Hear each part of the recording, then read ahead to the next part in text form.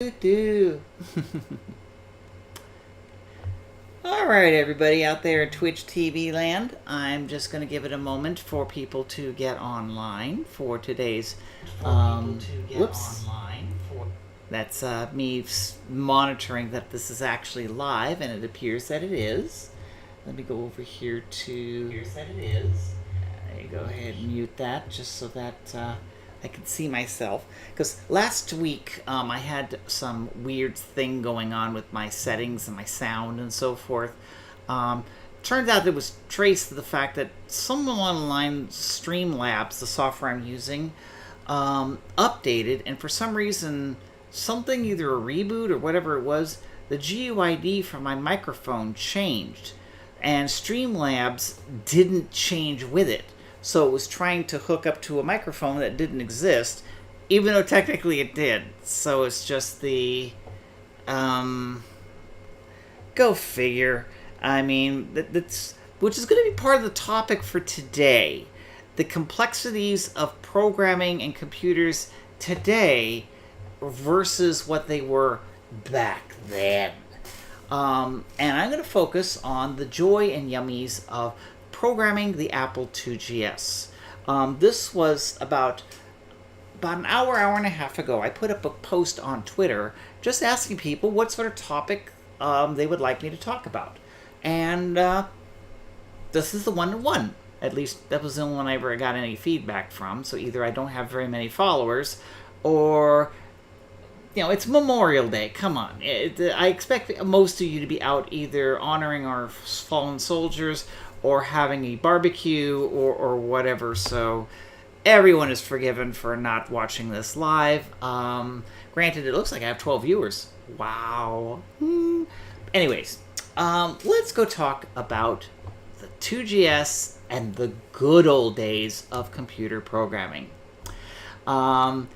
Rhino Zelda says, can't relate, I'm not American. Well, that's fine, because this is an American holiday, and granted, I'm certain wherever you are, you have holidays that we have no clue about. Like, we Americans have no idea what Cinco de Mayo is, which is a Mexican holiday, which is supposed to be the celebration of a very small battle that really was kind of insignificant in Mexican history, yet for some reason Americans have embraced it as Mexican get completely shit-faced with Tequila Day. Just like we've also have St. Patrick's Day, which is our celebration of Irish heritage, which is another excuse to get completely schnockered.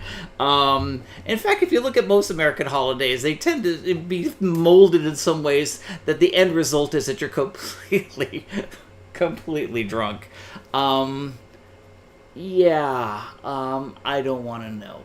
Anyways, Dutchman 1972 writes, IIgs forever. What's funny is Apple in 1985, when they introduced the Apple IIc, had a party that the theme was Apple II forever.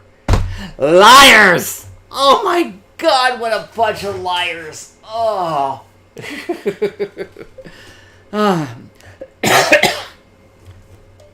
We'll get to that. Reno Azelas, I'm from Portugal. Found through one of Carl Job's videos of Doom speedruns, and the 3D version came up. Also mentioned your videos about it, and I also watched. Yeah, 3D Doom.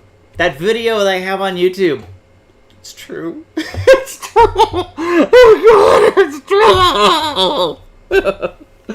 Oh man, that was 10 weeks of my life I wish I could take back, but at the same time, I am proud of that I was able to achieve it, but oh my goodness. Anyways, for those of you who want context, Doom, 3DO, Burgertime, Google that YouTube video, hour of your time. You will ask me for that back, but however, though, there's no refund, sorry. Burn Ya Bad asks, did you ever code anything in Z80? My first PC was a Trash 80. Funny you'd ask that. The Trash 80 was one of the first computers I ever really worked on, because when I was still in high school, we got ourselves a Trash 80. I guess Radio Shack was doing something with the local schools, and where I was growing up in Whittier, somehow the school either bought it or got it donated, or I don't know what, but it was a full Terrace 80. cassette tape drive, and they put it in our electronics lab, and the teacher had no idea what to do with it because, and this is true, this is honest, true, our electronics class was teaching us how to fix tube TVs. Yes, tubes in TVs. We had this cage in the back which had all these spare tubes. We had a bunch of TVs on desks around there, and our jobs was basically to learn schematics and how a TV worked.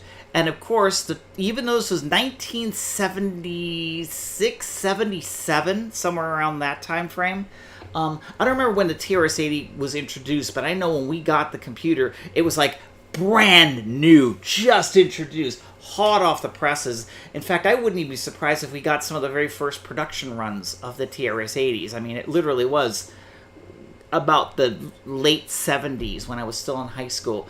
But I could tell you about the 6Gs, the 6L6 tube and the 6GH tube and the was it 12 volts was the main power line, and then we had to heat it up for the filaments, and then you had all the circuitries. One was the frequency, one does generate, like all the different tubes. Now, of course, I haven't done anything with tube TVs for like about 40 years, but back then, I actually had a short job as an apprentice.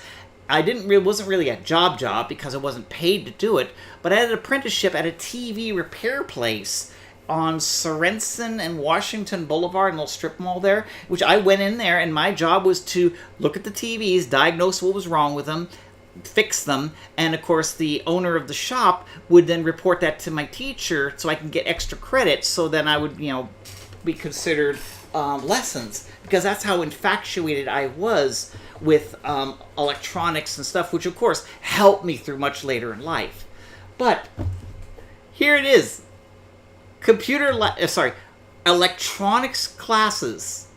We did have lessons on transistors, so you have to know what a PNP transistor is, an NPN transistors. Was it 222, I think, was a number that's kind of familiar to me. But you'd have a LED and a transistor and a capacitor, and then your job was to make a little flip-flop, so when you apply power, the light would go on and off, and of course doing that means that you did it right. And that was our electronics classes. And then of course, fixing TVs, which I wouldn't be surprised if our teacher was working with the guy who ran that shop and was having the class fix the TVs so that the guy was getting a little moolah behind, but who knows. But we had this TRS-80, and I started playing with it, and of course at first, because I was so ignorant about computers back then, I actually thought BASIC was the language of the computer. I mean, I thought by programming in BASIC and writing little BASIC programs, I was programming machine code, because I thought that's what the language of the computer was.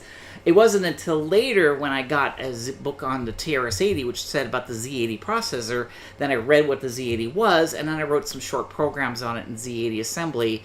But then later on, a friend of mine showed me this Apple II, and then I was hooked, and that was the end of it. And that was kind of the end of my infatuation at the time with Z80. I got back into Z80 many, many years later when I worked on the Game Boy. I did a game called Track Meet for the Game Boy, and that was a stripped-down Z80 CPU on the original Game Boy.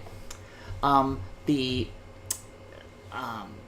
chat says, I'm so glad I got to code in today's machines, operating systems, and languages. I've never touched any old computers, only seen them in movies, documentaries, and wikis. Been there.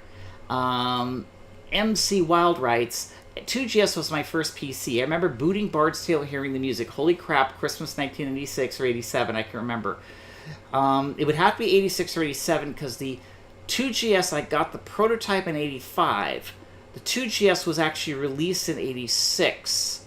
And it was very popular in 88. I mean, 88, 89 was when I was really churning out 2GS games, which we will get to.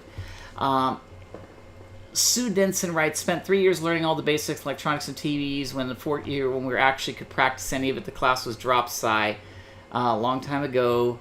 That's a huge bummer. 2N2222. Yep, that's the transistor. I remember everything was always 2N222 transistors. But that's, in fact, they still make those transistors. I mean, they're standard little transistors, and they carry a lot of load, and they're pretty cheap. And I never knew you really enjoyed doing code for ODE systems. I do. Day job deals with VR. Well, guess what? My day job deals with VR too. This is what I work on during the day. That was an Oculus Quest 2. Be Righteous says, I remember testing track meet. Oh yes, and I remember all your bug reports. And I remember going like, oh no, he found another bug. Especially the networking. Oh, the networking. A game I spent time writing, not thinking about networking, and then I'm told at the last minute, oh, by the way, we need you to have this networked between two Game Boys. I wanted to cry. Tom Revol writes, out of curiosity, which of the older processors your favorite to work with and why? Of 65816. 65816, hands down, is my favorite processor. Number 2 is the 65CO2. Number 3 is the 6502. And then I actually like the 68000. I really did enjoy that CPU. I'm Joey Dev Guy from Slack. Oh, hi, Joey Dev. Remember BurgerLib. At the moment, I've only ordered C#. Okay. Well, anyways, let me go back to this. Oh, a person asks, Mick Wild 77 says, are there many differences between the prototype 2GS and the final one? Actually, no. When I got the prototype 2GS, which was called Project Cortland, it was a motherboard that I just simply opened up the Apple II, put the motherboard, took out my old motherboard, put the new one in, and it basically was the identical to what Apple later sold as the Apple IIe upgrade, Apple IIe 2GS upgrade, which is literally just a motherboard, a couple of screws, and a nameplate. So you take the lid off, take out the old motherboard, put this new motherboard in. The only difference between it and the 2GS motherboard is it has the cable prop for the Apple IIe power supply, not the one they use for the 2GS. And then a little adapter for the keyboard, because the Apple 2GS uses an ADB keyboard, where the Apple IIe uses the connector, but it was on the motherboard already. And then a little sticker so that you take out where it says Apple IIe, it now says 2GS Enhanced. That's it. But that's essentially what Project Cortland is when I got it. The only thing that they did was that the ROM. We went through at least 3 or 4 revisions of the ROM. So like once every few weeks or like every other month, I would get in the mail a new set of ROMs. So I'd have to open up the 2GS, or the Cortland in this case, pop off the ROMs, put the new ROMs in there, and get there until finally they settled on what they were considered the ROM 0 ROMs. And that's what they ship with. And I know that later on they made one ROM revision, which is why they call it the ROM 1, because the ROM 0 and the ROM 1 are the same motherboard. Maybe I think a few little minor fixes and tweaks because there's a video chip problem. But the ROM, that was the ROM in there. Well, if any of you have watched my video on what I call the levels of hell on Macintosh programming, part of the thing I was emphasizing is that computers of yesteryear are very, very primitive compared to computers of today. And when I say that, I mean that in the old computers, there were no such thing as memory protection. There was no such thing as memory management. There was no such thing as users. That is, you couldn't log into the computer and the file system would say, these files are only access to you, the other files are only access, and there was no concept of administrator. There was none of that. It was literally, you turn the computer on, the CPU had absolute control of everything in the computer. Any software you wrote, created, ran, had absolute control of everything in your computer, your files, etc., which was one reason why many video games on the Apple II back in the day were direct disk access, and with copy protection, because since they actually had drivers within them, in many cases custom made, to read and write to the floppy disk, they could do whatever they want. And this was the way computers were back then. Because, for context, the Apple IIe, the Apple II, I mean all the old lines with the exception of the 2GS and the 2C, ran at 1 megahertz. Now, you may think 1 million instructions per second, that's pretty fast. I mean, you can't count to 1 million in a second. However, to put that in perspective, if I had a DMA board on the Apple II and it would read at the speed of the bus, it would take me 3 seconds just to process enough memory just to touch every byte of a single MP3 file. It would take 3 seconds. I mean, I'm not even talking loading. I said if I had 3 megabytes of memory, I loaded an MP3 file that's 3 megabytes in size. I'm not even using the CPU. I'm using DMA, like a high-speed disk drive. It would take 3 seconds to load that, to transfer it from one place to another with direct memory access. That is how slow it is compared to what we're using today. As an example, in the old days, a profile hard drive was 5 megabytes, 10, or if you really could afford it, because those are like $6,000 back then, 20 megabytes. Well, let's stick with that 5 megabyte drive. Many MP3 files are 5 megabytes. So when you copy an MP3 file, a single MP3 file, from one part of your computer to another, you're transferring what in the Apple II days was the entire hard drive. Well, right now I'm moving around data, like CD images that are 600 megabytes in size, and I say, like, gosh, it takes half a second to copy that to my server or something like that, and I'm like, but that's 600 megabytes, and it takes me half a second on a gigabit line, because actually it takes 6 seconds on gigabit Ethernet to transfer from one machine to another 600 megabytes. But that's an entire CD's worth of data, a whole CD, completely full, 6 seconds on a gigabit line. 660 megabytes at a 1 megabyte per second DMA rate on the Apple II would mean that this would take 11 minutes. And that's, of course, assuming that it was already in memory, because it would take 11 minutes to read it into memory and 11 minutes to read it out of memory into something else, because that's how the memory bus worked on the original Apple II. So because the computers of the time were so slow, and we're talking even the Macintosh, 128K, the 1984 Mac, was no different. It was also a 1 megahertz, 2 megahertz bus. So it moved memory that slow as well. You had to make a lot of sacrifices to get your operating system to run at a decent speed. So therefore, your text console, when you type in commands and so forth, it would take time to actually scroll through the screen. Now, the computer, at least the Apple II, had a text-based mode. So all you had to move was, in this case, about 4,000 hexabytes, so it comes out to a 1K of memory. So your text screen, 40 characters by 24 characters. To scroll it up, you had to move 1K, 1,000 bytes of memory, which, of course, with a tight loop, you could probably do it in about, 1/15 of a second, maybe 1/10 of a second. But 1/10, let's just say 1/10 if it's a slow piece of code. But at least 1/10 of a second is fast enough so you could see it scrolling by like a movie.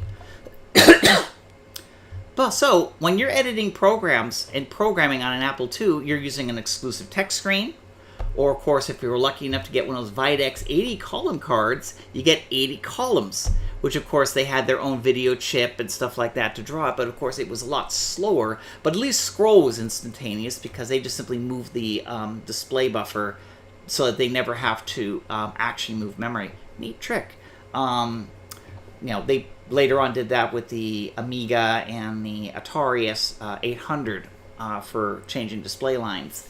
But in this world, we would write our assembly code, load A, store A, whatever, write the code, and then I would then have my program like Merlin compile it, convert it from source code into hex code, and then I would run the hex code, and then I would run the game. And of course, because back then, you either had a very expensive hard drive, or you had 2 or sometimes even 3 floppy drives to store it, it would take time to compile because you have to read and write to the floppy drives in order to process your code and spit it out and so forth. But someone says want to become spy followers. I'm going to go ahead and block that guy. Let's see here. How do you block that? Whisper, ban. Goodbye.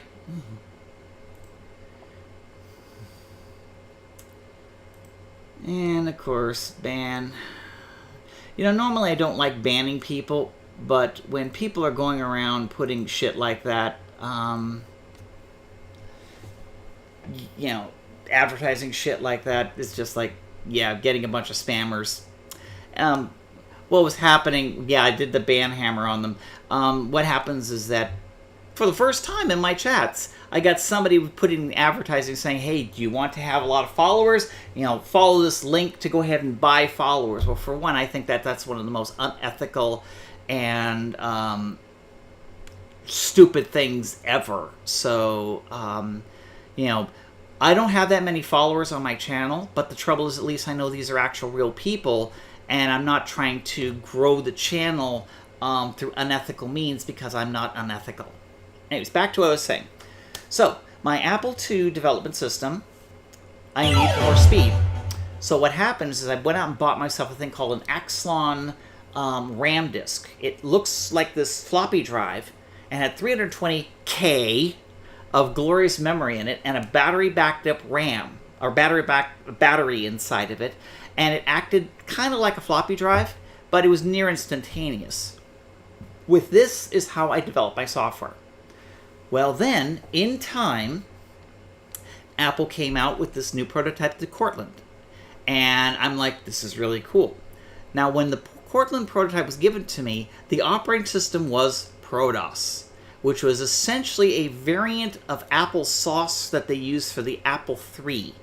They went through it, simplified some things, made some things complex, but it was intended to be a more actual operating system. And they took what they learned, their mistakes from the Macintosh file system, and they looked at the Lisa file system, and of course, the original DOS 3.3, and they came up with a really nice operating system.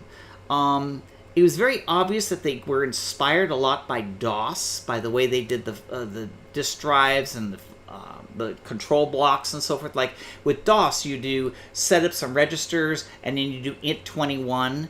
Well, in ProDOS, you do a JSR, I think, BF100. I'm probably wrong in the address, but it's followed by a byte, which is the command, and then 2 bytes, which is a pointer to the control block, which is supposed to do whatever it is you want, either open a file, read a file, seek, read a block, write a block, whatever. And of course, the file names were done with slashes for path names. So, because one of the big problems with Mac is that they use that thing with the volume ID number and directory ID and then the file, which caused a lot of people to go like, what is this file system you speak of on the Mac? And so at least the Apple engineers were like, we're not going down that path. We're going to be following more of the Linux, or in that case, the Unix path, because Linux wasn't a thing back then. But at least that worked. Well, then Apple, when they shipped the Cortland, the operating system was called ProDOS 16. And ProDOS 16 was literally ProDOS rewritten in 65-bit 16 and written a little bit differently than ProDOS 8, in which it could handle 3-byte pointers instead of 2-byte pointers. And so therefore the buffers could be anywhere in memory, because it was using the 65-bit 16's 24-bit addressing instead of the 6502's 8-bit addressing, or sorry, 16-bit addressing. When I first wrote Task Times in Tonetown, I wrote it for ProDOS 16, which really helped with the port, because the original game was written under ProDOS 8, the original ProDOS for the Apple IIe. So ProDOS 16 was pretty much ProDOS 8. I really didn't have to change much, except like instead of using 2-byte pointers, I used 3-byte pointers. It was like maybe an hour or two of work, and I got the file system for Task Times in Tonetown GS running from the code that I got from Task Times in Tonetown Apple II. But then the videos and so forth. Well, after ProDOS 16 came out, it was only out for like about 6 months because they shipped it with mouse desk. So when you open up your 2GS and you start it up, it gets a graphical operating system, but it was ProDOS 16 and mouse desk, which is a very cute little black and white windowing system. It was actually written for the Apple IIc and the Apple IIe. But that's what Apple was shipping with the Apple IIgs because they wanted a graphical operating system, but it wasn't done yet. About 6 months later came out the very first prototype of GS OS, and man, it was different. And it was the things that it really was kind of like the change over from Mac OS 9 to Mac OS 10, where Mac OS 10 was a totally different operating system, but they had a compatibility layer so that the old code could still run. But under the hood, it was something totally different, and that's what GSOS was.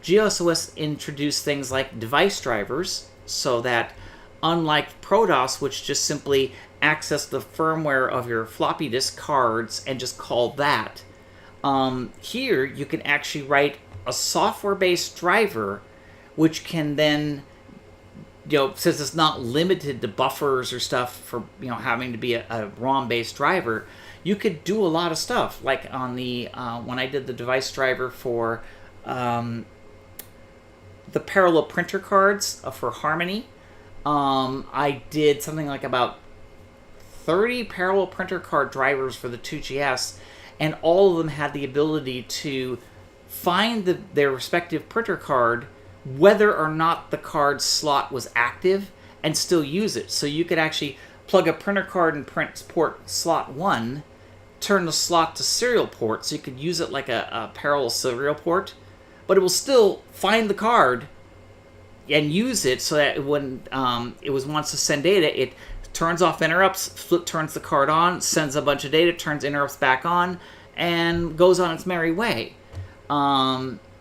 So that was like, some of the things you could do. Then the other one was the file system translators, which was something that was incredibly amazing. The ability for an operating system to just drop in file systems, so that originally it was just the ProDOS file system, but later on they put a DOS 3.3 read-only file system. Then there was an MS-DOS one. Then they did an HFS read-write file system so that you could actually take a Mac disk, put it in your Apple IIgs, and read and write the files. And this was something that back then was never heard of. Today we take it for granted because, like most of our PCs and Macs and so forth, you could take disks formatted from different file systems, just put them in the drive, it automatically work. And there are people who've made some drivers that would do things like NTFS for Mac OS, and like ext4, which is the Linux file system for Windows. But the whole issue is the fact that this was a real operating system. The problem: the 6416 does not have any memory protection. So therefore, the operating system still had the problems of the old operating systems, which is, of course, Mac OS, which is what it was based on, or the concept was based on, meaning that when you run an application, you are God. There was no such thing as memory protection. There's no such, if there was someone installed a virus in your computer, you're boned. All those different things is one of the problems about having this type of operating system. But back... one thing else to remember is that the internet wasn't a thing. So therefore, if someone was to, let's say, install some nasty software in your computer and it wanted to send the contents of your hard drive to Russia, first off, the software would have to run. Then it would have to turn on your modem, call this, forbidden phone number while you're sitting there oblivious to the fact that your modem's going like that. Yeah, most people realize that, wait a minute, why is my computer calling? Then it would then have to then start transmitting your data. But of course, back then, even the fastest modem was going at 56K baud, which is about 5,000 bytes a second. it would take it a while to download your hard drive. And of course, while it's doing this, your computer is either locked up or running really, really slow because it wasn't really multitasking. So that's what helped save people from having malicious software doing anything nasty, was because that usually the only nasty thing that occurred is your computer crashed. And then you just try to reboot, and of course, if you crash your boot block, then hopefully you had a ProDOS floppy boot disk that you'd boot and be able to run a disk repair utility. Backups were essential back then. But in time, Merlin, which was an assembler that I used a lot back in the old Apple II days, finally was ported over to the Apple IIgs. And this one was, because originally it was called Big Mac on the Apple II. So it didn't start its life as Merlin. It was called Big Mac. And Big Mac was the assembler. It's what I used. Then when it was ported over to the IIgs, and added the 2GS instructions, etc., and put it into the GSOS operating system, it was then renamed to Merlin. And it was called originally Merlin 8, then Merlin 8.16. And that was the name of Merlin up until the time that Glenn Breeden just basically said, I'm done. And now Glenn Breeden, the original author of Merlin, he passed away quite some time ago. If I recall correctly, he was like a park ranger in the either Pacific Northwest or in like the Yosemite area, someplace like that. And while he was just sitting there on Firewatch, he would be there with an Apple II programming Merlin and doing stuff like that. And then looking out, then programming some Merlin, and looking out, and that's pretty much all he did. Great work if you can find it.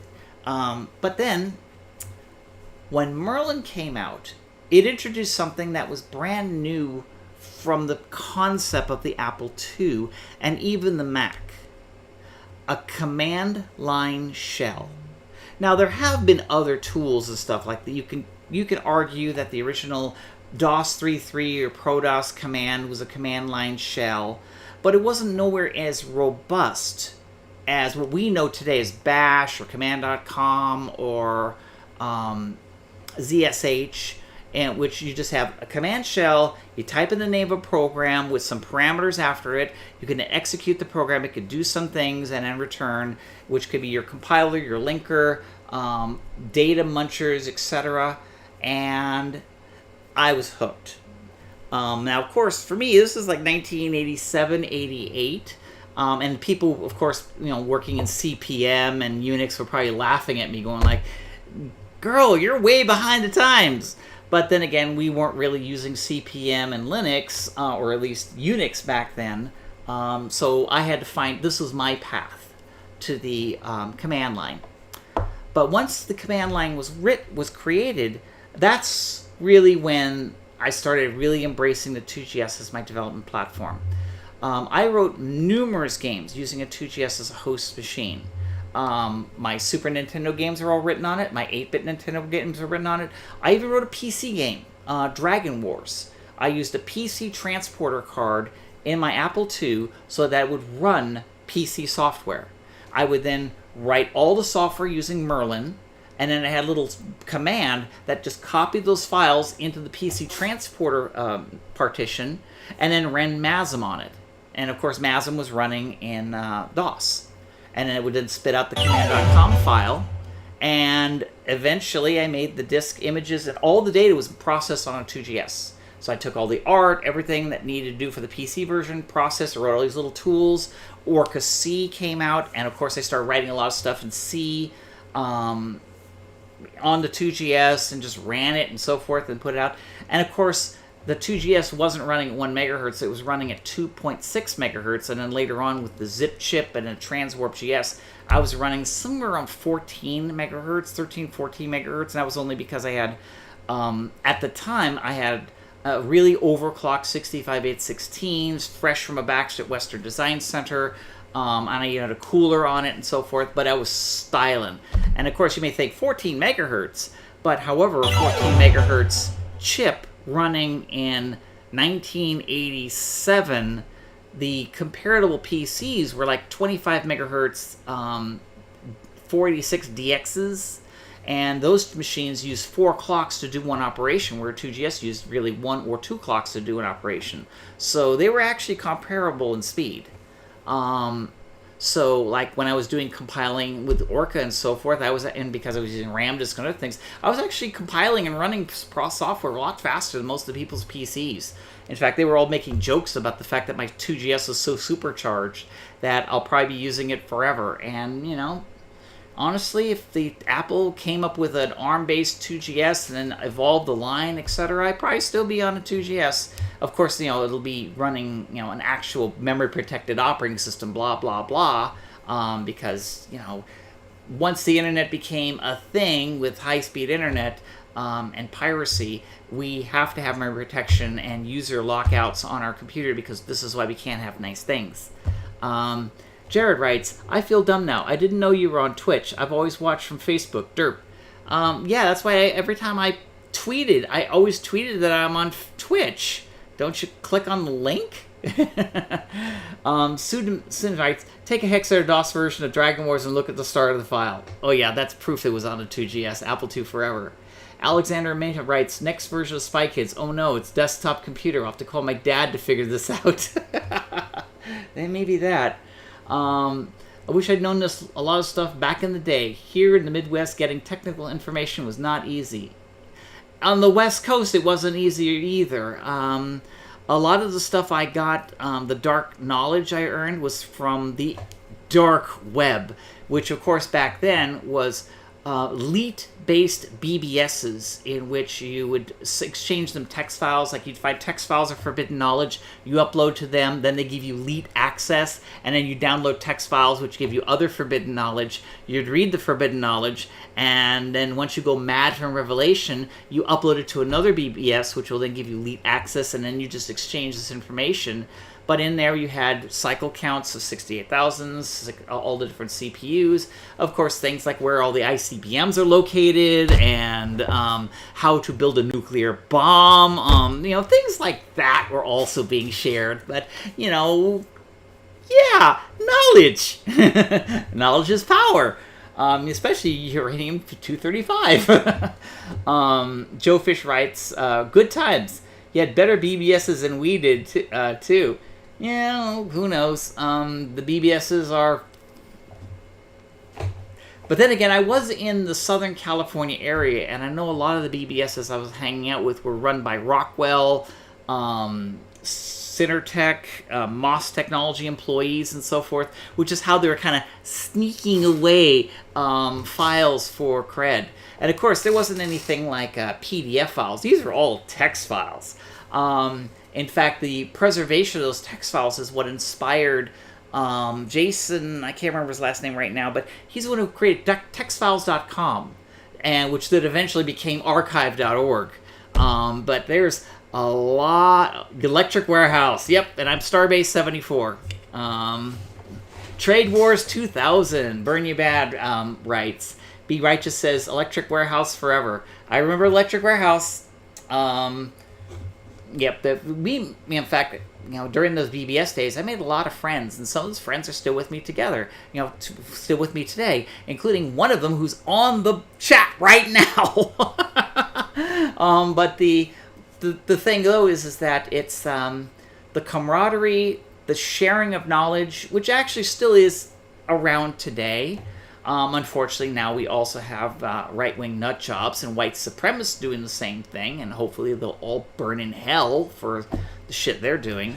But you know, we were just trying to learn technology because back then, a lot of stuff we were creating or learning independently. Like I was making that joke about myself where I learned the command line interface when I was using Merlin 16 2GS, and then later on Orca M 2GS, and it really got me hooked on using that as a paradigm for doing batch processing, data manipulation, building code, where it actually came out a lot earlier. I mean, CP/M, MS-DOS, and so forth, but that's when I really started using it.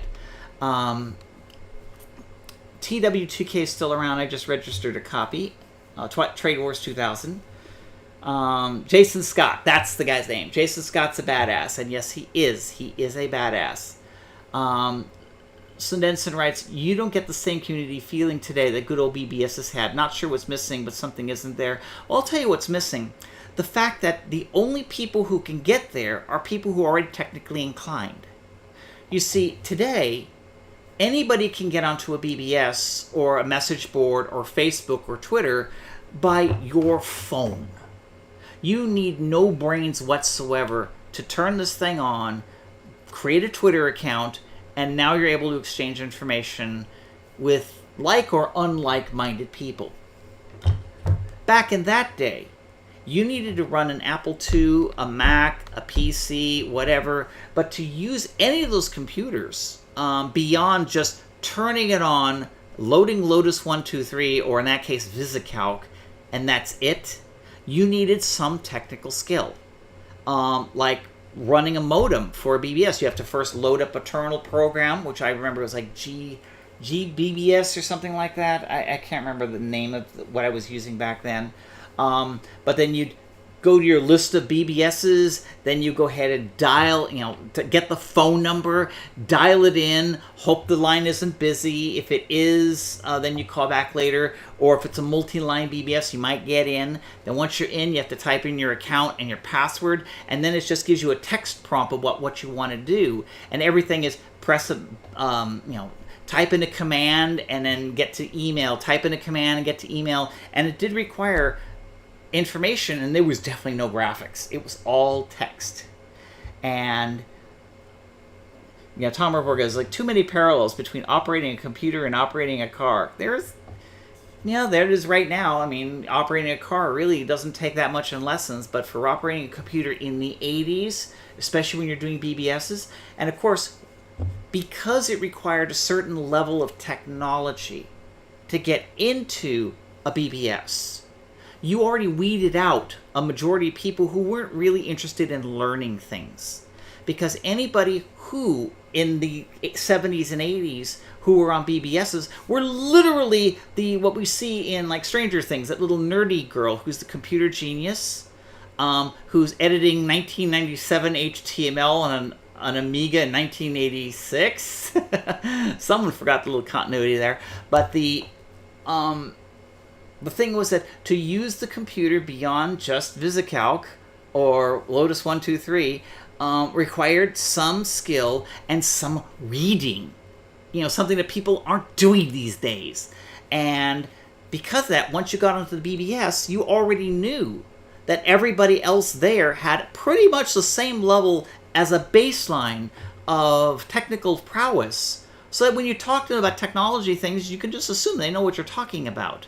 Whereas here, if you go on Twitter and I start talking about, hey, my Hayes modem's acting up, I wonder if which capacitor might be the one that's failing, and everyone would give me an intelligent answer, where here, if I posted that very same thing on Twitter, I get a lot of, what the hell, speak English, girl. So, yeah. Yeah, Thomas Revore, right, RTFM, which is read the bleeping manual.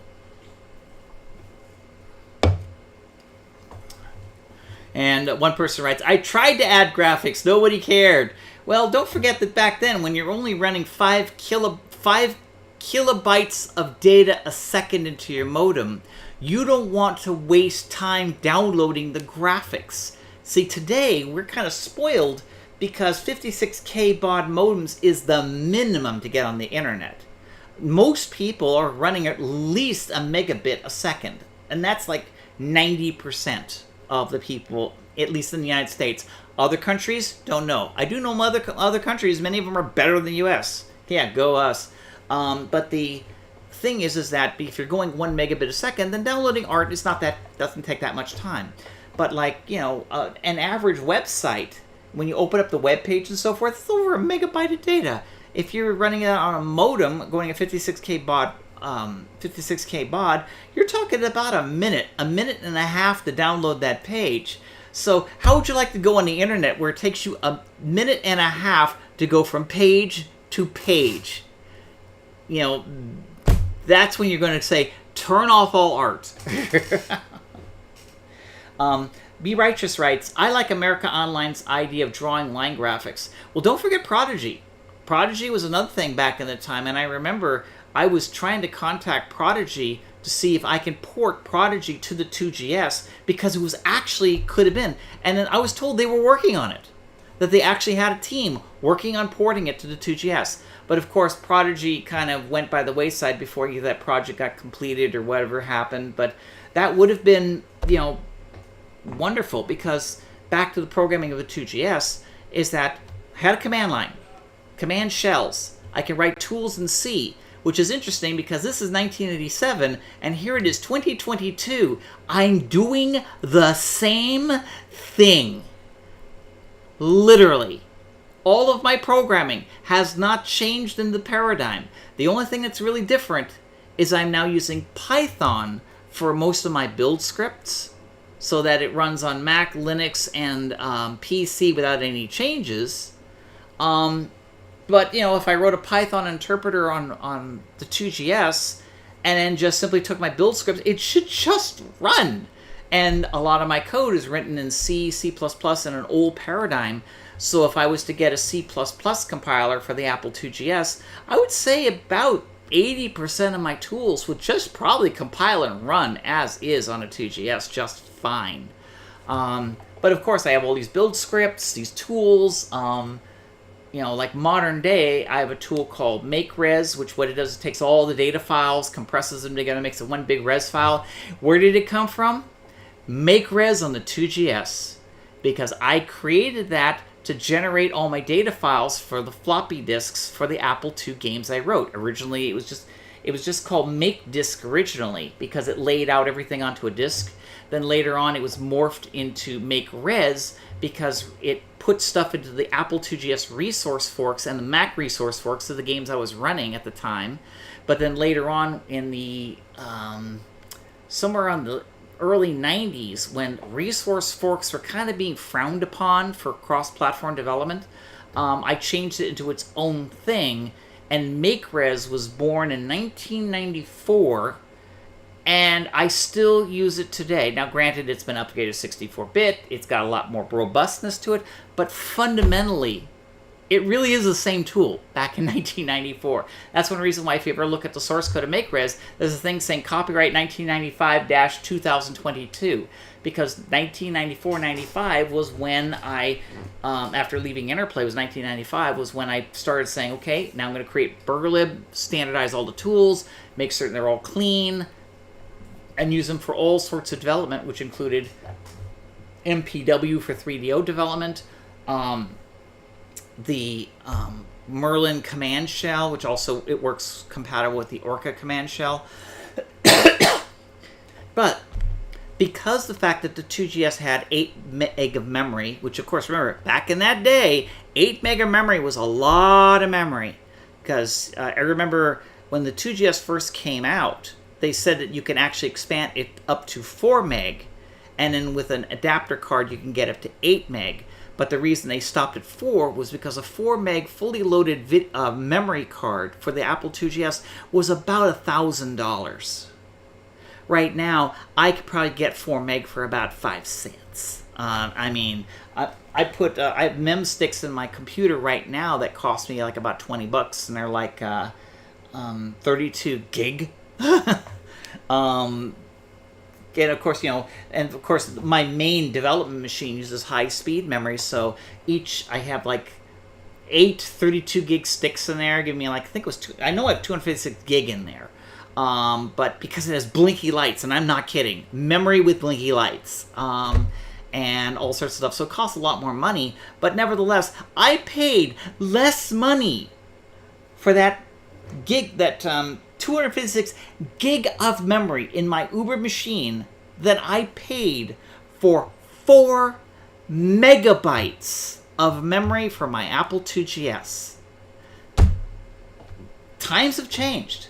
I mean, there was this long card, 4 meg, open up 2GS, $1,000 down the drain. That was a lot of my money put into 2GS. And now I have all this memory to go ahead and process all the art and all the data and everything. And it would still took it, even with an accelerator, or something like about 15 minutes to process like all the art for Wolfenstein 3D for the Super Nintendo. But it's still, yeah, it was better than running it on the PCs, because the PCs back then were 1 meg or 640K of available memory. Because remember, Windows wasn't a thing, at least it wasn't a thing that worked until 1995. And I was doing this in 1987. So therefore, it was like, you know, you may think, why couldn't you run it under Windows? Windows didn't exist yet. I mean, Windows 1 came out around 1993, and it literally was mouse desk. It ran on DOS. It had this graphical shell, but it was a DOS program. DOS 2 in 94 was not much different. And then there was Windows 3. And then finally, after Windows 3, came Windows 95. And Windows 95 was essentially GSOS, because it was an operating system, device drivers, everything on a shell, and was an operating system on its own, and it ran DOS in a VM, not the other way around. GSOS was pretty much the same when it went from ProDOS 8.16 to this. It was a totally different operating system. Everything was completely 24-bit clean. And when I say 24-bit, it's because 658.16 only had a 24-bit address bus. It wasn't like 68,000, in which the registers were 32 bits, but they only used 24 bits because of the way they designed the original Mac 512. But then later on, they just simply added the use of the extra address bits, and then you had full 4 gigabytes of memory for the later Macs. But you didn't have to change your code. It just simply knew that it just used the full address space of the registers. Where the 6516, because of its design, you were limited to only 16 megabytes was the entire address space. And I take it back. No, it wasn't that. It was, it was 16 megabytes. And in theory, you can have 14 megabytes of RAM in your Apple IIgs, but that required a modification to your 2GS. Like right now, there are people who have cards that'll put in the full 14 megabytes, or if you're running a 2GS emulator, it'll just say, because it doesn't need to worry about the hardware modification, you have full 14 megabytes. And the other 2 megabytes is for the video display buffers and the ROM. But again, having a 14 megabyte address space in 1985, which is when the Apple IIgs was first the prototype, because even back then it could do the full 14 megabytes, was just like, who's going to afford that much memory? So that's why they didn't really worry about making it a full 32-bit address bus, because when they developed the computer and the processor, they were like, yeah, who's that rich? Obviously, people who were buying Macintoshes, because, a 2GS retailed for $9.99 and a Mac was $24.99, $29.99. So, yeah, I could buy a 2GS and that glorious 4 meg of memory and still be cheaper than a Mac. Go figure. But the fact with the 2GS, I had the beautiful audio, which is why Bard's Tale had such beautiful audio. Same with Task Times and Tone Town.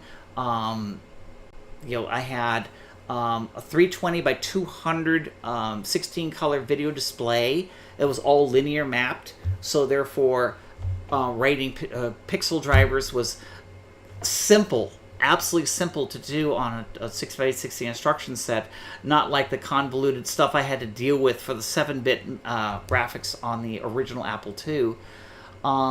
It is just one where it made me very, very infatuated in writing so many games on the 2GS. And the 2GS was where BurgerLib was born. That's why if you ever look at the BurgerLib documentation, you'll see things like prefixes, where you can actually have 8 : is your working directory, 9 : is your application directory, and other colons or the system, boot, etc. Those, if you look at the 2GS's GSOS manual for their file system, they have prefixes, and they're the same ones. because the original version of BurgerLib, because it was based on the 2GS, and I used that same paradigm for figuring out where files were at the runtime for the application. I just kept it, and I've been using it since 1986. So yeah, it works. And what's hilarious is that no one's ever implemented that on any other machine. It's not that hard to create prefixes, because right now all operating systems require you just to give it, you only have one working directory, that's it. So you do have the ability to have a prefix, like you just set your current working directory, and then you tell the operating system, open foo.txt, and that's all you give it, foo.txt. The operating system figures out what folder you're in by your current working directory, appends it, you're done. Well, now my system says 8:foo.txt. Oh, using current work directory. If I say 9:, it's the directory where the application sits. That's where it goes. If it is @, it goes to wherever the user prefs is. I think it was $, goes to wherever the system prefs are. So therefore, the game and application doesn't have to know where all that is, because on every different platform, it's different places. But the application doesn't care. Just tell me where the prefs file should go, and I'll just put it there. And because of this is one of the reasons why I really loved writing and programming on the 2GS, because I had a command line shell. I was able to write these tools like slicer, make res, add line feed, dump, pack BMP, fix. Gosh, what was some of the other I already said slicer, but. And of course, build me, clean me, make me. I'll say those make projects, build me, clean me were things saying, hey, anytime I wanted to run the game, I just had this little script in the app. In 2GS, it was a C program. I typed in build me. And it goes to the folder, finds all the .list files, calls Merlin, builds the application, spits out the data, and creates the entire finished game, to which I then run another script, which will turn it into a floppy disk. And then I hand that off to a tester, like, I don't know, Be Righteous, and say, hey, can you test this for me and make sure the game doesn't crash or die? And if it's good, then I'll send it off for duplication. And whereas today, build me, most of those tools still exist. They're just rewritten. Like make projects is a Python script, which is available on PyPy. Just do, I think it's called pip install make projects. And then you get a program called Build Me, Clean Me, and it uses special rules files that will then build all your stuff for you. But I am almost running out of time, because it is almost an hour. So Slotman RJ says, it was so expensive I didn't know anyone with over 256K memory.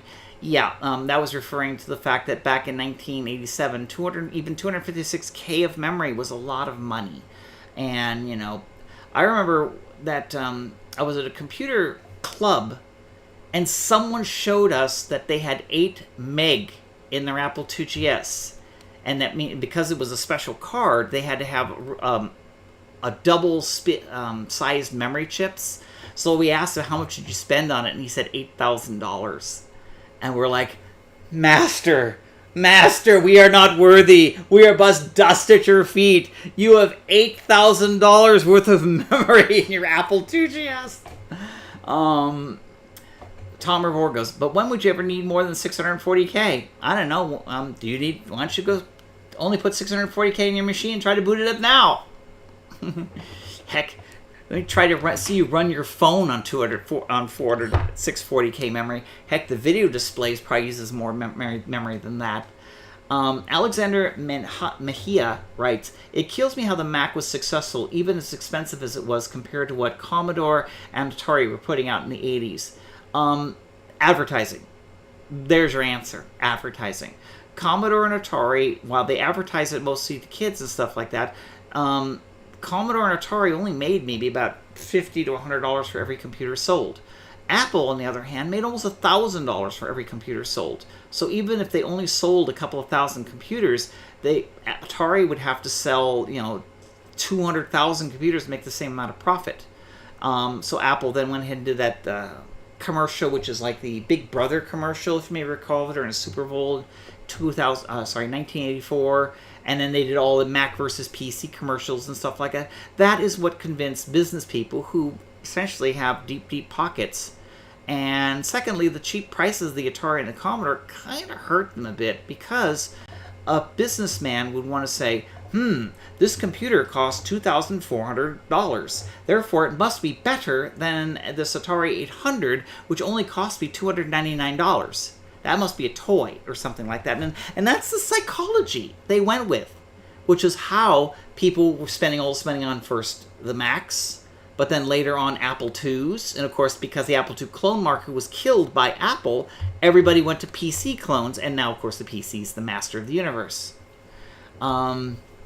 Be Righteous writes, Mac had much nicer build quality. Commodore Door and Atari were cheap, plastic. Dakin writes, how long did it take from start to finish to make Dragon Wars? Okay, Dragon Wars, when the game was conceived to the day I shipped the Apple II version, which was the very first version, was about a year. But then, within a month later, the Commodore 64 version came out. And then another month later, I had the 2GS version out. Then another month later, it was the Amiga version, which was based, actually the Amiga version came out first. Amiga was first because that was the one, they wouldn't greenlight the 2GS version. They would greenlight the Amiga version.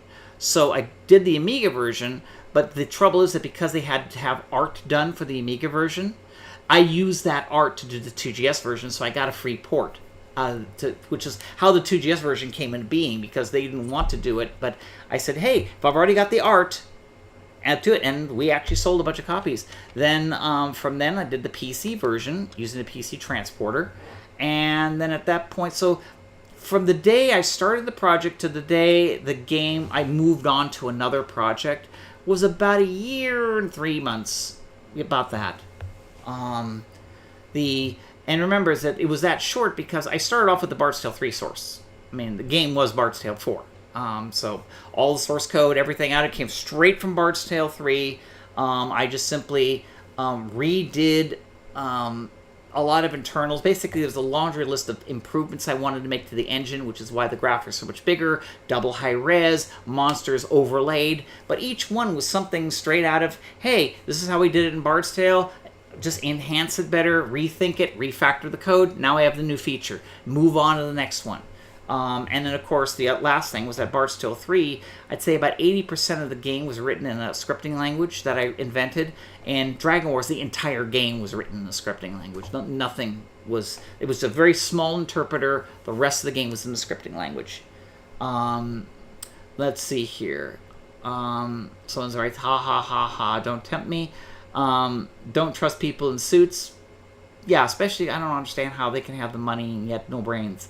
My Apple III is better than all my PCs because it weighs 75 pounds. Well, if that's true, I've got a Mac Pro downstairs in a big silver case, a G5 with water cooling, and I kid you not, it weighs 80 pounds. That must mean my computer must be awesome. Because if I dropped it on my foot, I would go to the hospital. J3Z writes, if I recall, there was an Atari ST program that you could turn into a better Mac that you could actually buy from Apple at the time. I remember back in the late 80s, somebody created a program that essentially allowed you to run Mac software on your Atari ST, and the way they did it was that they pretended to have the Mac ROM and some memory protection, so it pretended it was a Mac. So the application thought it was running on a Mac, but what it would do is instead of calling the Mac window manager, it just translated it to the equivalent commands to the Atari manager, so it looked like Atari Windows. But the application ran just fine. It was 68,000, and as long as the program wasn't doing anything silly like directly accessing the memory or trying to access the hardware directly, which remember, as I said, the Mac, the Atari, etc., all those computers used memory systems that allowed you to essentially bypass all security. So if the program crashed or did anything naughty, it would be crashed. The only computer of the time that even attempted to do things in the modern paradigm was the Amiga. Because I remember when the Amiga came out, it had a command line in it and had multitasking, multi-threaded, because it was its own Unix-like operating system.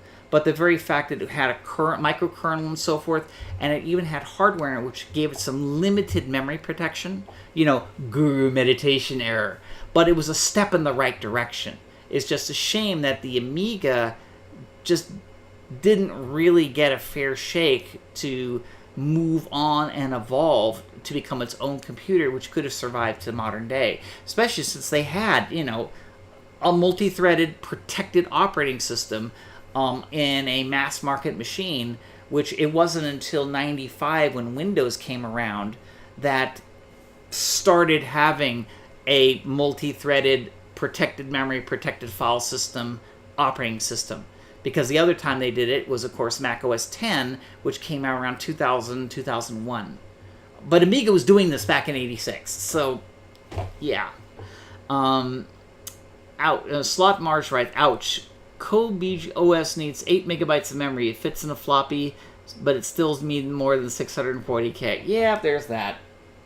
Anyways, I'm going to be wrapping this up. I kind of skimmed over a lot of stuff what I was doing on the 2GS, but it was, fun programming on my 2GS, writing 6502 programs, making so many games. Oh my goodness. World Karate Championship, Pastimes in Tone Town, Borrow Time, writing code for, and I used my Apple II to do all my C64 games, all my VIC-20 games, all my cartridge games, all of them, anything that was written on 6502, I wrote it on Apple II, and then just sent the software either through serial or floppy emulation or whatever it was onto the target platform, or a ROM emulator in many cases. But anyways, hope you all enjoy, and I will be probably seeing you next week, etc. Probably next Sunday. But glad anybody else has any questions before I hang up. It says thank you, thanks for the stream, thank you very much. I do appreciate all my viewers. And of course, tip jar, so forth, whatever, because all these vintage computers are hungry, and I need to feed them before they jump on me and eat me and leave me as nothing but bones.